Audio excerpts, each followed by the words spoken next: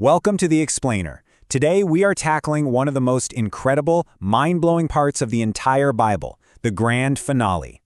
We're diving into the vision of the New Jerusalem from Revelation chapters 21 and 22. This is it, the ultimate climax. So the book of Revelation sets up this huge contrast, right? A tale of two cities. On one hand, you have Babylon the Great, this symbol of total corruption.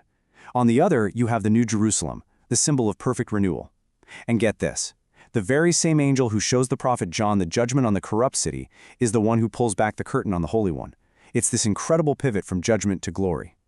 Okay, so here's how we're going to break this down. First, we'll see how this story makes that dramatic leap from judgment to paradise. Then we'll explore what this new heaven and earth is all about. We'll take a tour inside the New Jerusalem, check out the River of Life, and finally, we'll talk about the invitation that stands at the end of it all.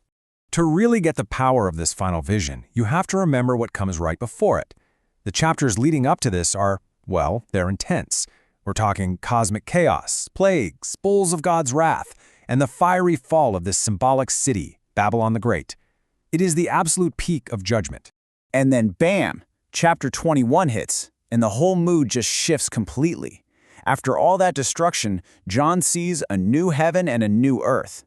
The old, broken order of things, including the sea, which often symbolized chaos in the ancient world, is just gone. It's a total cosmic reset. And what follows is the series of absolutely staggering promises, things that wipe away the deepest pains of our existence. And it starts with the big one, the first thing to go, death itself. And, what follows death? Mourning. That deep grief that we all know that has shaped so much of human history, gone. And of course, that means no more crying. The very act of weeping in sorrow is just over. And finally, the source of it all, pain. Whether it's physical, emotional, spiritual, it's all wiped away. And the reason? The text says it so beautifully. The first things have passed away. It's a clean slate. So, how do you even begin to describe a reality like that? Well, John uses the metaphor of an incredible city. But it's not just a place. It's described as a person, the bride of the Lamb, beautifully prepared and presented. Okay, this is so cool. The city's architecture itself tells a story. Look at this. The 12 gates have the names of the 12 tribes of Israel. That's God's people from the Old Covenant. And the 12 foundations, they have the names of the 12 apostles representing the New Covenant. It's this beautiful physical symbol of all of God's people from all of history finally brought together. And the materials used to build the city, they're just off the charts. We're talking walls of jasper, a city of pure gold that's somehow see-through like glass, foundations of precious stones, and gates made from single, giant pearls. This isn't just about being fancy. Every single material screams immense value, absolute purity, and this incredible, divine radiance. And they didn't just throw random numbers in there either. The wall is 144 cubits thick. You might recognize that number. It's 12 times 12. In the symbolic language of Revelation, that's the number for the absolute completeness of the people of God. Okay, and here's a huge, game-changing detail.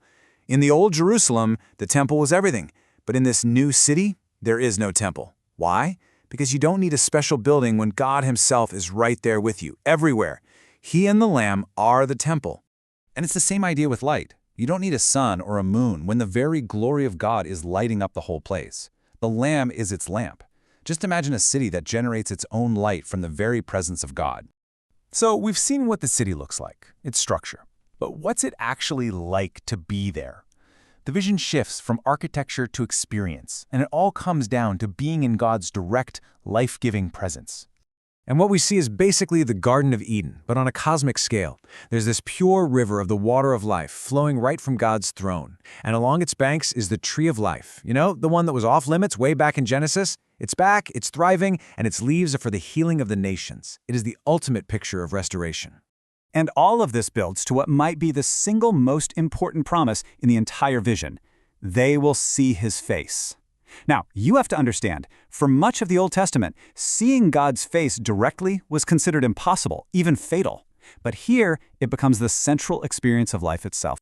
And seeing his face isn't just about looking at something. It's a biblical way of talking about the most direct, unfiltered, intimate relationship you can possibly imagine. All the separation between humanity and God is just gone. It's the ultimate fulfillment of the whole biblical story. So that naturally leads to a big question, right? This place sounds amazing, but who gets in? Who gets to be a part of all this renewal? Well, the text is pretty direct about it. It draws a clear line. Inside are those who persevered in their faith through everything, the ones who conquer the trials of life, and whose names are in the Lamb's scroll of life. Outside are those defined by actions that are the complete opposite of the city's character, like faithlessness, idolatry, and deception. But here's the most important thing to remember about this whole vision. It wasn't written as some abstract puzzle for us to solve thousands of years later. No, it was written to real people who were suffering, who were being persecuted for their faith. This vision was their lifeline. It was an assurance that no matter how bad things got, God's ultimate plan was one of complete renewal, justice, and victory. And that's really the thought I want to leave you with. This ancient vision gave incredible hope to its original audience in their darkest hour. So the question for us is, in a world still filled with its own pain and brokenness, what does a vision of ultimate renewal and perfect communion mean today?